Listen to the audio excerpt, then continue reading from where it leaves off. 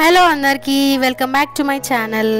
ఈరోజు వీడియో వచ్చేసి ఏంటంటే కాజు కట్లీ చేయబోతున్నాను. నేను ఒక కప్ కాజు తీసుకున్నాను. అవి కొంచెం ఆరబెట్టాను, ఎండలో పెట్టి మిక్సీ పట్టుకుంటున్నాను.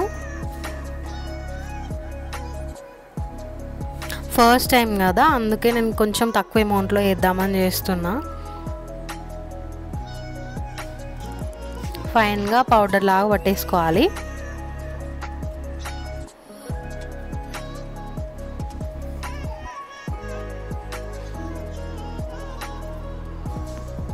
ఏ పట్టేసుకున్నా అని పక్కన పెట్టేసుకోవాలి.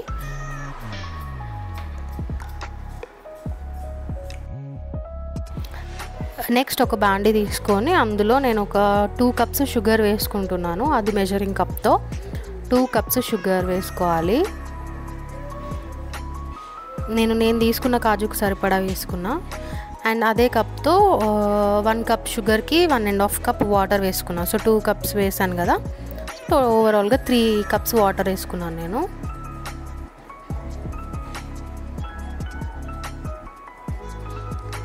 ఇందులో మనం ఇలాచీ పౌడర్ కూడా వేసుకోవచ్చు, బట్ మేము తినం కాబట్టి వేసుకోలేదు. ఇలా చిక్కగా అయ్యే వరకు కలుపుతూ ఉండాలి.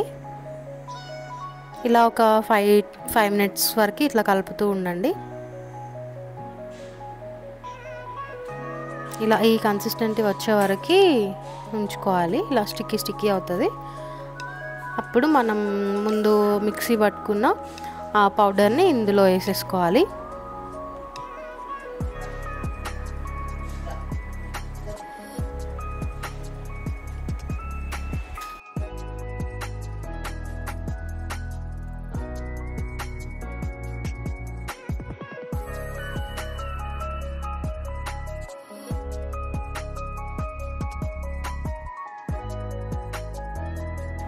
ఆ పౌడర్ వేసుకున్న తర్వాత అందులో ఏం లమ్స్ లేకుండా కలుపుతూ ఉండాలి. మొత్తం ఆ షుగర్ సిరప్కి మొత్తం స్టిక్ అయ్యేలాగా ఫైన్ పేస్ట్ లాగా అవుతుంది.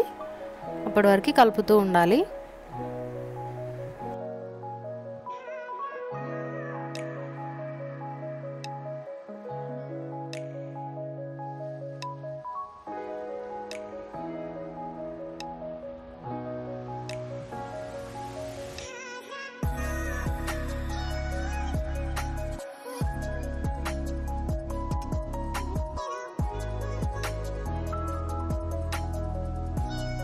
ఇప్పుడు కొంచెం నెయ్యి వేసుకోవాలి. అందులోనే నేను 1.5 స్పూన్ నెయ్యి వేసుకున్నా.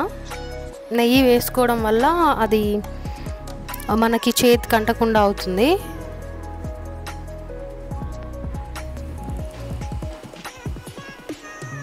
అండ్ మనం కట్ చేసినా కూడా పీసెస్ కరెక్ట్గా వస్తాయి గీ ఉండడం వల్ల. అందుకే మీకు మీ టేస్ట్కి సరిపడా, మీరు నెయ్యి ఎక్కువ తినే వాళ్ళైతే ఎక్కువ కూడా వేసుకోవచ్చు. నేను దీనికి 1.5 స్పూన్ వేసుకున్నా.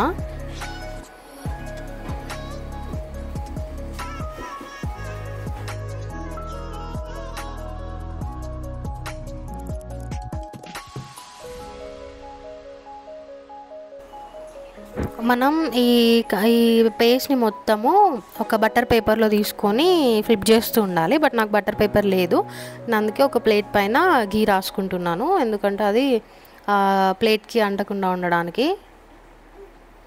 అందుకే నేను ముందే ఒక ప్లేట్ తీసుకొని గీ రాసుకుంటున్నా మొత్తం.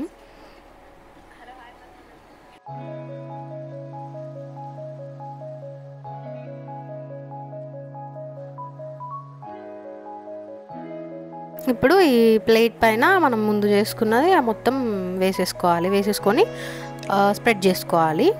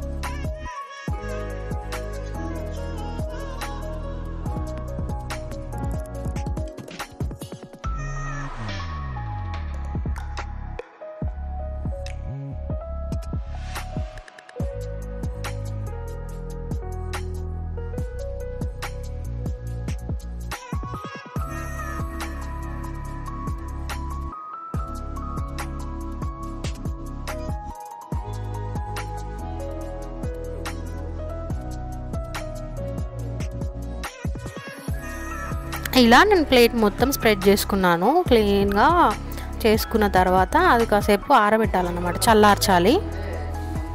ఒక 15 మినిట్స్ చల్లార్చాలి. చల్లగా అయిన తర్వాతనే మనం కట్ చేసుకుంటే మనకు పీసెస్ మంచిగా వస్తాయి. సో నేను మొత్తం ఇట్లా సెట్ చేసుకొని పక్కన పెట్టేసా ఒక 15 మినిట్స్ వరకు.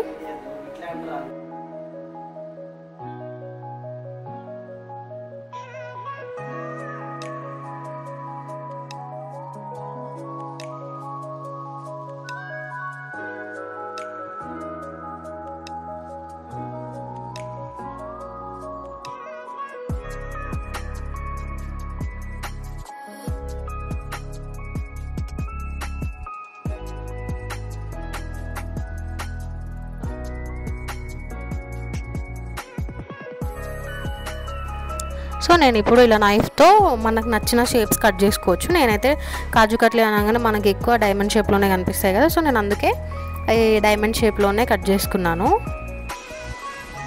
ఇలా మనకు చల్లారిన తర్వాత కట్ చేసుకుంటే చెరగకుండా మంచిగా వస్తాయి పీసెస్. మనం సర్క్యులర్గా కూడా చేసుకోవచ్చు ఏదైనా క్యాప్స్ పెట్టి. నేను మాత్రం డైమండ్ షేప్లోనే చేసుకున్నా. నాకైతే ఇలా వచ్చాయి.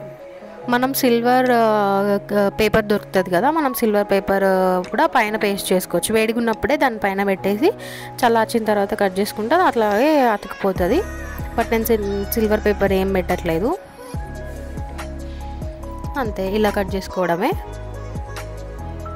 టేస్ట్ కూడా మనం బయట స్వీట్ షాప్లో ఉన్న టేస్టే ఉంటుంది, సేమ్ యాజ్ ఇట్ ఈస్గా. ఇందులో మనం ఎక్స్ట్రా ఫ్లేవర్స్ ఎసెన్సెస్ ఏం వాడాల్సిన అవసరం కూడా ఏం లేదు. మొత్తం అన్నీ సేమ్ షేప్లో కట్ చేసుకొని నేను బాక్స్లో స్టోర్ చేసుకున్నా.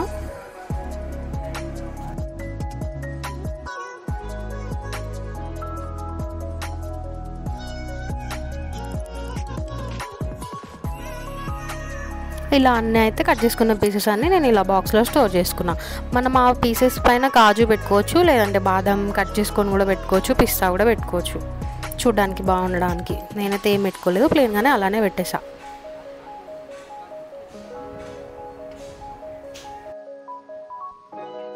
మనకు కాజు కట్లీ చాలా కాస్ట్లీ కదా. ఇప్పుడు మనం బయట పావు కేజీ తీసుకోవాలంటేనే 250 ఉంటుంది.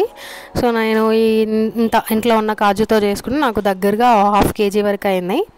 ఇలా ఇంత క్వాంటిటీ అయితే అయింది. టేస్ట్ కూడా యాజ్ ఇట్ ఈసే ఉంది. ట్రై చేయండి మీరు కూడా. Thank you for watching. Please like, share and subscribe to my channel Bulletla's Lifestyle.